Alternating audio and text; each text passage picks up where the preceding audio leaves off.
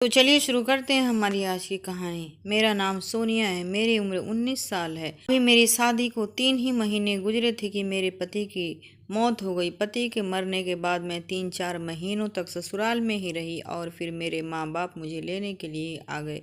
लेकिन मैं उनके साथ नहीं गई क्योंकि मैं अपने माँ बाप पर बोझ नहीं बनना चाहती थी, क्योंकि मेरे पापा की हालत भी कुछ ठीक नहीं थी। उन्होंने बहुत ही मुश्किल से मेरी शादी की थी।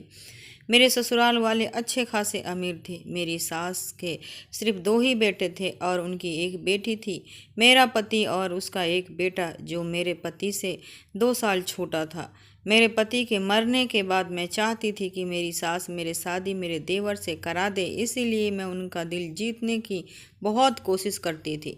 मैं घर का सारा काम खुद ही करती थी और रात को सोने से पहले अपनी सास के पैर भी दबाया करती थी।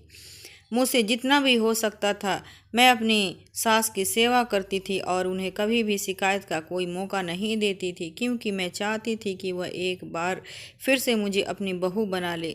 मेरी एक नंद थी जो शादीशुदा थी और बहुत ही कम हमारे घर आया करती थी, क्योंकि हमारी सास ने उनकी शादी भी एक बहुत ही अमीर घर में की थी, इसीलिए वो अपने ससुराल में ज़्यादातर रहना पसंद करती थी।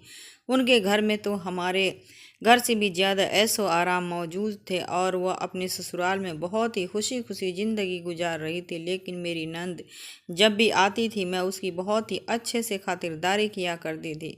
उसकी पसंद की सारी चीज़ें बनाती और उसके बच्चों का भी बहुत ख्याल रखती थी। इस बात से भी मेरी सास बहुत ही खुश रहा करती थी। मेरी सास मुझे पसंद तो शादी से पहले ही करती थी। मैं भी उनके साथ बहुत अच्छा व्यवहार करती थी और मुझे ढेर सारा आशीर्वाद दिया करती थी और कहती थी कि मेरा आशीर्वाद तुम्हारे साथ है, भगवान तुम्हें हमेशा सुखी रखे। मैं तो भगवान से प्रार्थना करती हूँ कि मेरी दूसरी बहू भी मुझे अच्छी मिल जाए, जितनी अच्छी तुम हो। और मुझसे कहती थी कि तुम मेरे लिए बिल्कुल भी मेरी बेटी की तरह हो। तुम जिस तरह मेरी सेवा करती हो इस तरह तो कोई बेटी भी ना माँ की सेवा करती है। मैं अपनी सास का किसी भी तरह दिल जीतना चाहती थी, क्योंकि हमारे घर में सिर्फ मेरी सास ही हुकूमत चलती थी। हर चीज़ उनके कहने पर ही होती थी। उनकी मर्जी के बिना तो घर में एक पत्ता भी नहीं हिलता था। अगर कोई बात उनको बुरी लग जाती थी तो वो फिर इस घर का नाम भी कोई नहीं लेता था, क्योंकि मेरी सास बहुत ही सख्त मिजाज की औरत थी और हमारे घर में तो उनकी मर्जी के बगैर परिंदा भी अपना पर नहीं मार सकता था। मेरी सास मुझसे बहुत ज़्यादा खुश थी, इसीलिए मुझे विश्वास हो गया था कि वह मेरे देवर के साथ मेरी शादी करवा देंगी। मेरा देवर जो कि अमेरिका में डॉक्टरी पढ़ाई कर रहा था, उसके वापस आने में सिर्फ 1 ही महीने रह गए थे। मैं दिल ही दिल में बहुत ज़्यादा खुश हो रही थी कि एक बार फिर से यह घर मेरा हो जाएगा और मैं इस घर की मालकिन बन जाऊंगी, क्योंकि मैं अपनी पूरी ज़िंदगी गरीबी में गुजार के आई थी और यहाँ आकर मुझे पता चला था कि ज़िंदगी के ऐशो आराम क्या होते हैं। और अब मैं ऐसे आराम से अपने हाथों में गंवाना नहीं चाहती थी। मेरा ससुराल बहुत ज़्यादा अमीर था। मेरे ससुर के पास बहुत सारे ज़मीन थे जो उन्हें अपने बाप दादाओं से विरासत में मिली थी और ये लोग ख़ानदानी अमीर थे। मेरा देवर भी देखने में काफ़ी खूबसूरत और स्मार्ट था। अगर मैं अपने माँ बाप के घर चली जाती तो फिर पूरी ज़िंदगी अकेले कैसे काटती। मुझे जैसा गरीब ऊपर से विधवा लड़की को कौन शादी करता। इसीलिए मैं पूरी कोशिश करती कि मेरी सास मेरी शादी अपने दूसरे बेटे के साथ करवा दे। मैं भी क्या किस्मत पाई थी। जब मेरी शादी हुई थी तो मैं भी बहुत खुश थी कि मेरी शादी एक पैसे वाले घराने में हो रही है। अब तक मैं हर चीज़ के लिए तरस कर रह रही थी। अब मुझे तरस की ज़िंदगी नहीं गुजारनी थी, लेकिन भगवान ने मेरी ये खुशी भी 3 महीने के अंदर ही छीन ली। 3 महीने में विधवा हो गई थी। मैं चाहती थी कि देवर से शादी हो जाए और मैं इसी घर में ऐशो आराम के साथ रहती हूँ और अपनी सास की तरह पूरे घर पर अपना रौब जमाना चाहती थी। और मुझे पता था कि यह भी हो सकता है जब मेरा देवर मुझसे शादी करेगा, क्योंकि मेरी सास अपने बेटे का बहुत कहना मानती थी और अपने बेटे का हर बात में सलाह मशवरा लेती थी। मेरे पति बचपन से ही बीमार रहते थे और बचपन की यह कमजोरी उनके शरीर से जवानी तक नहीं निकली थी। वह देखने में काफ़ी दुबले पतले सांवले रंग के थे, इसीलिए तो मेरी जैसी गरीब लड़की की शादी इतने अमीर परिवार में हो गई थी। लेकिन मैं फिर भी अपने पति के साथ खुशी खुशी ज़िंदगी गुजार सकती थी। लेकिन मेरे पति ने मेरा साथ नहीं दिया और मुझे छोड़कर भगवान के प्यारे हो गए। हम भले ही गरीब लोग थे, लेकिन अगर मेरे पापा को पता चल जाता कि मेरे पति को कोई बीमारी है, वो बचपन से ही बीमार रहते हैं, तो मेरे पापा कभी भी अपनी बेटी का रिश्ता इस घर में नहीं करते। मेरे पापा को इस बात की बिल्कुल भी जानकारी नहीं थी, इसीलिए मेरी सास ने मेरे पापा से मेरा रिश्ता मांग लिया था और इस तरह मैं इस घर में आ गई थी। पर होने को कौन टाल सकता है। मेरी शादी को अभी 3 महीने ही गुजरे थे कि मेरे पति की तबीयत अचानक ही खराब हो गई। मेरी सास ने मेरे पति के इलाज पर पैसा पानी की तरह बहाया था और उनको दूसरे देश इलाज के लिए भेजना चाहती थी, लेकिन अब उनके पास ज़्यादा टाइम नहीं बचा था कि वह दूसरे देश पहुंच पाएं और इलाज करवा पाएं। उन्होंने कुछ ही दिनों में दम तोड़ दिया था। अपने पति के मरने के बाद मैं 1 साल तक अपने सास ससुर और नंद की सेवा करती रही और पूरे घर को अच्छे से संभाला हुआ था। पर उस दिन मुझे बहुत दुख हुआ जब मेरी सास ने कहा कि मैं अपने छोटे बेटे के लिए लड़की ढूंढ रही हूँ। अब मैं उसकी शादी करना चाहती हूँ। मैं दिल ही दिल में ये सोच रही थी कि मैं जो दिन रात उनके आगे नौकरानी बनी फिरती रहती हूँ, उनकी सेवा करती हूँ, तो शायद मेरी सेवा से खुशी होकर मेरी सास मुझे अपने छोटे बेटे की बहू बना लेंगी। लेकिन मेरी सारी मेहनत और उम्मीद पर पानी फिर जाएगा, ऐसा मैंने कभी नहीं सोचा था। मैं ये हरगिज नहीं होने देना चाहती थी। एक दिन मैं और मेरी सास एक बहुत ही पहुँचे हुए बाबा के पास गए थे। मेरी सास ने तो ना जाने कब से इन बाबाओं के पास आ जा रही थी। वो हर सोमवार को बाबा के पास जाती थी और उनका आशीर्वाद लेती थी। हम जैसे ही वहाँ पहुँचे तो वहाँ पर एक नौजवान लड़की भिखारियों की लाइन में बैठी हुई थी, जो भी अंधी थी। उसे देखकर मेरी सास को शायद उस पर दया आ गई थी और इसीलिए उसके पास जाकर बैठ गई और उससे पूछने लगी कि तुम्हारे साथ कोई हादसा हो गया है, तुम यहाँ क्या कर रही हो और तुम कहाँ रहती हो। मेरी सास ने इस तरह की बातें कर रही थी उसके साथ जैसे वो उसको बहुत ही पहले से जानती हो। मैं इस बात पर हैरान हो रही थी कि मेरी सास एक भिखारन के साथ कैसे जाकर बैठ गई है और वह किस तरह से उसे जानती है। मेरी सास को देखकर उससे माफ़ी भी मांग रही थी। उससे कह रही थी कि बेटा मुझे माफ़ कर दे, तुम मेरे साथ मेरे घर चलो। वो अंधी लड़की बहुत ही गुस्से में लग रही थी। वो मेरी सास से कहने लगी कि मैं आपके साथ हरगिज नहीं जाऊंगी। मेरे साथ जो कुछ भी हुआ है वो आपके ही तो वजह से हुआ है और इसके लिए मैं आपको कभी भी माफ़ नहीं करूंगी।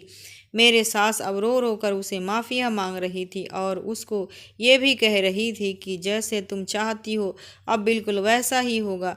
तुम्हारे दिल की इच्छा, तुम्हारी तमन्ना पूरी हो जाएगी। तुम बस सिर्फ मेरे साथ चलो। मेरी सास अंधी भिखारन को अपने घर लेकर आ गई। मैंने जब अपनी सास से ये सवाल किया कि मम्मी जी, आप उस भिखारन को हमारे साथ क्यों घर में लाई हैं, आखिर ये लड़की कौन है, तो मेरी सास ने मुझे सिर्फ इतना ही बताया कि मैं इसकी शादी अपने छोटे बेटे से करूंगी। मेरी सास की यह बात सुनकर मेरे पैरों तले से ज़मीन ही निकल गई, क्योंकि मैंने तो जितने सपने देखे थे वो मेरे सारे सपने चकनाचूर होते नज़र आ रहे थे। मेरी सास ने मुझे ये बताकर मुझे चुप रहने का इशारा कर दिया कि अब आगे मुझे कोई सवाल मत करना।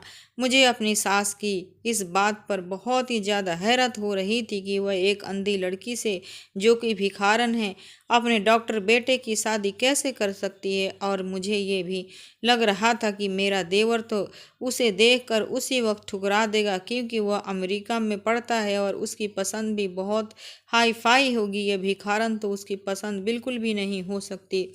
वह एक अंधी भिखारन लड़की से शादी कैसे करेगा। मुझे तो अपनी सास की सोच पर हैरत हो रही थी। और फिर कुछ ही दिनों में मेरा देवर आप वापस आ गया और मेरी सास ने शादी की तैयारियां शुरू कर दी। वो अंधी लड़की अब हमारे घर में ही रह रही थी। मेरी सास ने उसे एक अलग कमरा दे रखा था वह हम लोगों से बहुत ही कम बात किया करती थी, ज़्यादातर अपने कमरे में ही रहा करती थी। मेरी सास उसके कमरे तक खाना पहुंचा देती। मेरी सास ने मेरे देवर को शादी के बारे में बता दिया था। मेरा देवर भी शादी के लिए खुशी खुशी राजी हो गया था। मैं हैरान थी कि भला संदीप शादी के लिए इतनी जल्दी कैसे तैयार हो सकता है। उसे वह अंधी भिखारन कैसे पसंद आ सकती है। फिर मैंने सोचा शायद मेरी सास ने संदीप को ये नहीं बताया हुआ कि उन्होंने उसके लिए किस लड़की को चुना है। वह अंधी है। मैं बहुत कोशिश की कि अपने देवर से किसी तरह के बात बता सकूं कि तुम्हारी माँ ने तुम्हारे लिए अंधी भिखारन लड़की को चुनी है। मैं चाह कर भी अपने देवर से ये बात नहीं कर पा रही थी। एक दिन मुझे मौका मिल गया और मैंने संदीप को भड़काने की पूरी कोशिश की कि संदीप, तुम्हारी माँ ने तुम्हारे साथ धोखा किया है। वो तुम्हारी शादी अंधी लड़की से कर देना चाहती हैं। मेरी बात सुनते ही संदीप ने मुझे खाली खाली नज़रों से देखा और कहा, भाभी आप चिंता न करें, मुझे अपनी माँ पर पूरा भरोसा है। वह मेरे साथ कुछ भी गलत नहीं करेंगी। मैं अपना उतारा मुंह लेकर चुप हो गई। जब शादी का समय हुआ और मेरे देवर ने उस लड़की को देखा तो उसके चेहरे पर ऐसी खुशी चमकने लगी जैसे पता नहीं उसे कौन सी खुशी मिल गई हो। वह बहुत ही ज़्यादा खुश हो गया था और उसकी खुशी देखकर मैं हैरान रह गई थी कि आखिरकार मेरा देवर इतना खुश क्यों है। एक अंधी लड़की उसकी पत्नी बनने जा रही है और फिर भी वह इतना ज़्यादा खुश है। मेरी परेशानी किसी भी तरह कम होने का नाम नहीं ले रही थी। मुझे कुछ भी समझ नहीं आ रहा था और फिर मेरे देवर की शादी उस अंधी लड़की से हो गई और वह मेरी आंखों के सामने ही अपनी पत्नी का हाथ पकड़कर अपने कमरे में चला गया। मेरे सारे सपने अब तक जो मैंने देखे थे वह सब के सब धरे के धरे रह गए। मेरी सास ने मुझे हुक्म दिया कि अपने देवर और देवरानी की सारी जिम्मेदारी अब तुम्हें ही उठानी होगी, क्योंकि वह अंधी है, उसे कुछ भी नज़र नहीं आता, इसीलिए उसके खाने पीने से लेकर उसके हर काम की जिम्मेदारी अब तुम पर डालती हूँ। मुझे यह बात बिल्कुल भी अच्छी नहीं लगी थी। मैंने पहले तो अपनी सास की सेवा की इस घर में और फिर मेरी सास ने मुझे देवरानी का नौकरानी पर लगा दिया। मैंने हिम्मत करके अपनी सास से बात करने का फैसला कर लिया और फिर मैं उनके कमरे में चली गई। मैंने सास से पूछा कि आपने मेरे बारे में आखिर क्या सोचा है? आप कब तक मुझे अपने घर में इस तरह नौकरानी बनाकर रखेंगे? पहले तो सिर्फ आप थी, अब तो आपने एक अंधी लड़की को भी मेरे सर पर ला कर के बैठा दिया है। आप मेरे पति की माँ थी, इसीलिए मैं आपकी सेवा दिलो जान से करती थी, पर मैं उस अंधी भिखारन की नौकरानी नहीं बन सकती। मेरी सास ने मुझसे कहा कि इधर आकर मेरे पास बैठो, मैं तुम्हें बताती हूँ वो लड़की कौन है। मुझे मेरी सास अब बिल्कुल भी अच्छी नहीं लग रही थी। मेरा दिल नहीं कर रहा था कि मैं उनके पास जाऊं। मेरा दिल कर रहा था कि इसी समय इस घर को छोड़कर कहीं चली जाऊं, क्योंकि मैं अपने मकसद में नाकाम हो गई थी। मुझे उनकी अब कोई भी बात सुनना गवारा नहीं था, लेकिन मैं मजबूरी में उनके पास जाकर बैठ गई। मेरी सास ने मुझे बताया कि जब संदीप अमेरिका नहीं गया था तब यह की बात है। यह लड़की जिसका नाम शिखा है हमारे मोहल्ले में रहती थी और संदीप उसको पसंद करता था। शिखा भी संदीप को पसंद करती थी। संदीप ने कई बार मुझसे कहा था कि मेरा रिश्ता लेकर शिखा के घर चली जाओ, और वह लोग हमसे गरीब थे और मैं संदीप का रिश्ता बहुत ही अमीर खानदान में कराना चाहती थी, जो कि मेरी टक्कर का होना चाहिए। संदीप ने मुझे बहुत ही बार कहा है कि मुझे बहुत समझाया कि इंसान की खुशियों के आगे पैसे का कोई मोल नहीं होता, पर मुझे ये बात समझ नहीं आती थी। मैं उस लड़की के माँ बाप के घर गई थी और उनको कहा था कि अपनी बेटी को समझाओ कि मेरे बेटे से दूर रहे, वरना आप लोगों के साथ अच्छा नहीं होगा। मैं जानती हूँ कि आपकी नज़र मेरी दौलत पर है, मेरी जायदाद पर है, इसीलिए आपने अपने बेटी के मेरे बेटे के फंसाने के लिए बोला है, पर आप जैसे लोग चाहते हैं वैसा बिल्कुल भी नहीं होगा। मैं ऐसा हरगिज नहीं होने दूंगी। शिखा की माँ मुझे रो रो कर कह रही थी कि हमने अपनी बेटी को ऐसा कुछ भी नहीं कहा है, हम गरीब लोग हैं पर इज्जत वाले हैं। आप यहाँ आकर इस तरह से तमाशा करेंगे तो मोहल्ले से हमारी इज्जत क्या रह जाएगी। भगवान के लिए हम पर दया करें और यहाँ से चली जाएं। उस औरत ने मुझसे कहा कि मैं आज के बाद अपनी बेटी को आपके बेटे से नहीं मिलने दूंगी, आप निश्चिंत होकर घर जाएं। उस समय जब मैं घर आ गई और उनको इतनी सारी बातें कहकर आई थी तो उनके घर से बाहर काफ़ी लोग जमा हो गए थे और सारे मोहल्ले को इस तमाशे के बारे में पता चल गया था। उस लड़की की माँ बेचारी बहुत ही शर्मिंदा हो रही थी और साथ ही में रो भी रही थी। जब मैं घर वापस आई तो संदीप मुझसे बिल्कुल भी बात नहीं कर रहा था। मैंने उसको खाना खाने के लिए बुलाया पर उसने खाना खाने से मना कर दिया। संदीप की यह बेरुखी मुझे बिल्कुल भी सहन नहीं हो रही थी, क्योंकि इससे पहले कभी भी ऐसा नहीं हुआ था कि संदीप मुझसे बातें न करे और मेरी किसी भी बात का जवाब न दे। संदीप तो मेरा बहुत ही आज्ञाकारी बेटा था, जो मेरी एक आवाज़ पर ही भगा चला आता था, और यह सब इस लड़की की वजह से हो रहा था, क्योंकि उसको उस लड़की ने फ़ोन करके सब कुछ बता दिया था कि मैं उनके घर गई थी और उनके माँ बाप को पूरे मोहल्ले के सामने बेइज्जत करके आई हूँ। अगली सुबह संदीप जब घर से बाहर जा रहा था तो मैंने उससे पूछा, कहाँ जा रहे हो? उसने मुझे बताया कि मैं शिखा से मिलने जा रहा हूँ। मैं उसको बहुत रोका पर उसने कहा कि मैं उस गरीब लड़की से तुम्हारी शादी हरगिज नहीं करवाऊंगी। उसकी नज़र सिर्फ तुम्हारी दौलत पर है, जो तुम्हें नज़र नहीं आ रहा। संदीप मेरी सारी बातें सुनकर बाहर चला गया और उसने मुझे किसी भी बात का जवाब नहीं दिया। थोड़ी देर बाद जब वो वापस आया तो बहुत ही चिल्ला चिल्ला कर रो रहा था। वो अपने कमरे में चला गया। उसने वहाँ पर रखी हुई हर चीज़ तोड़ दी थी। ऐसा लग रहा था जैसे उस पर पागलपन का दौरा पड़ा है। मैंने उसके कमरे का दरवाज़ा खटखटाया पर उसने मुझे कोई जवाब तक नहीं दिया और खुद ही कमरे बंद कर लिया। उसने पूरा दिन खाना पीना नहीं खाया। संदीप का ये हालत मुझसे बिल्कुल भी सहन नहीं हो रही थी, क्योंकि मैं उसकी माँ थी। वह मुझे अपनी जान से भी ज़्यादा प्यारा था। मेरा बड़ा बेटा तो पहले से ही बीमार रहता था, पर अब मैं अपना यह बेटा नहीं खोना चाहती थी। मैं कैसे भी करके उस लड़की और उसके परिवार को शहर से निकाल देना चाहती थी, क्योंकि मुझे ऐसा लगता था कि अगर वह लोग यहाँ से चले जाएंगे तो संदीप का संपर्क उससे ख़त्म हो जाएगा और इस तरह धीरे धीरे उस लड़की को भूल जाएगा और फिर कुछ समय ठीक हो जाएगा। संदीप ने उस दिन खुद को कमरे में बंद कर रखा था। मैं फिर से उस लड़की के घर चली गई। मैंने उस लड़की के माँ बाप को कहा कि आप लोग इस शहर से कहीं दूर चले जाएं। उसके बदले में आप लोग मुझे जितने भी पैसे लेंगे मैं आपको देने के लिए तैयार हूँ। बस अपनी बेटी से कहो कि मेरे बेटे का पीछा छोड़ दे और उसकी ज़िंदगी से दूर चली जाए। तभी कमरे से निकलकर शिखा बाहर आ गई और मुझसे कहने लगी कि आप बेफिक्र हो जाएं, मैं आपके बेटे से कभी नहीं मिलूंगी। शिखा ने मुझे बताया कि आज भी वह मुझसे मिलने आया था, लेकिन मैंने उसको वापस भेज दिया और उसके साथ अपना रिश्ता हमेशा हमेशा के लिए ख़त्म कर दिया है। शिखा ने मुझसे कहा कि हमें आपके पैसे नहीं चाहिए, हम तो पहले ही सोच चुके हैं कि हम ये शहर आज रात को ही छोड़कर चले जाएंगे। आपकी बहुत बड़ी कृपा होगी कि आप अपने बेटे को समझाएं कि वह हमारा पीछा ना करे और हमें सुकून की ज़िंदगी जीने दे। आपका बेटा ही मेरे पीछे पड़ा हुआ था। वो तो हमेशा ही मुझसे कहता था कि मैं शादी करूँगा तो सिर्फ तुमसे ही करूँगा, पर मैंने उसको कह दिया था कि मैं कभी भी तुमसे शादी नहीं करूँगी, क्योंकि मुझे पता था कि ऐसा हरगिज नहीं हो सकता, क्योंकि आपकी नज़र में आपका पैसा और पैसे के बल पर बनाई गई ताकत और शोहरत प्यारी है। आपको अपने बेटे की खुशियों से कोई लेना देना नहीं है। मैं जितना संदीप से दूर रहती थी, संदीप उतना ही आपकी आने की कोशिश करता था और फिर मेरी यही गलती हुई कि मैं भी धीरे धीरे उसके प्यार में पड़ती चली गई।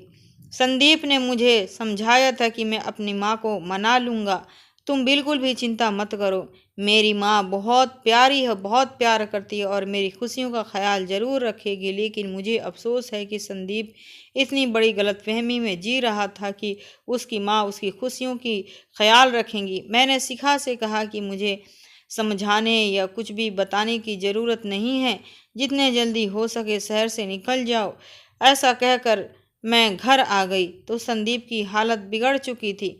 मैंने ये सोचा था कि यह सिर्फ कुछ ही दिनों की बात होगी और धीरे धीरे खुद ही सब ठीक हो जाएगा और शिखा को भूल जाएगा। पर ऐसा कुछ भी नहीं हुआ था। संदीप की तबीयत दिन ब दिन बिगड़ती जा रही थी। उसे खाना पीना बंद ही कर दिया था।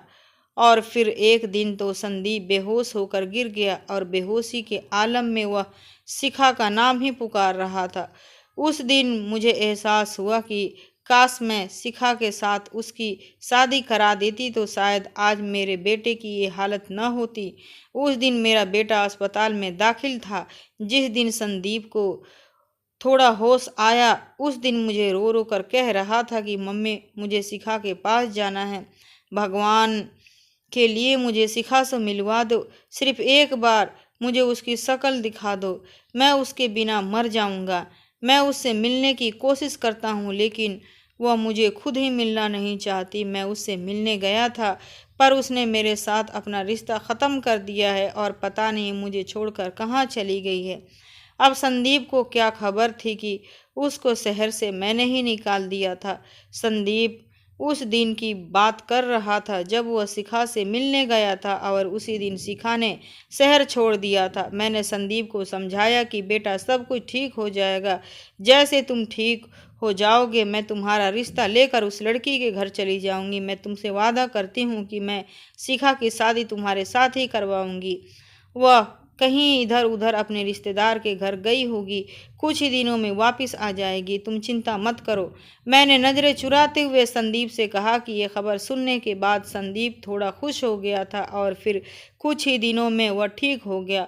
जब हम घर वापस आ गए तो संदीप से फिर शिखा से मिलने गया, लेकिन वह बहुत ही मायूस होकर वापस आया था। संदीप ने बताया कि मम्मी, अब तो आप भी मान गई थी, आप भी शादी के लिए राजी हो गई थी।